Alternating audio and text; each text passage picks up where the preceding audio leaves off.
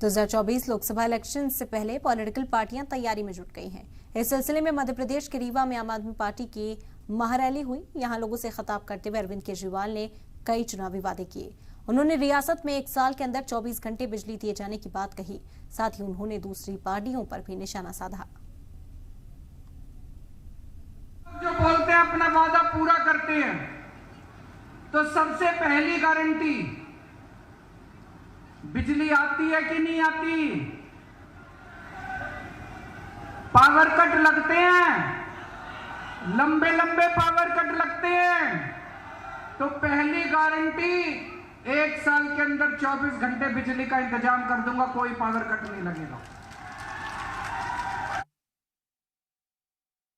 और आजकल इन्होंने भी गारंटी शब्द इस्तेमाल करना चालू कर दिया। मैं देख रहा हूं दूसरी पार्टी वाले भी कहते हैं गारंटी गारंटी गारंटी। वो नकली माल है। असली माल कौन सा है? केजरीवाल की गारंटी। असली गारंटी है केजरीवाल की गारंटी। बाकी सारी गारंटी झूठी हैं, बाकी सारी पार्टियों की गारंटी झूठी है।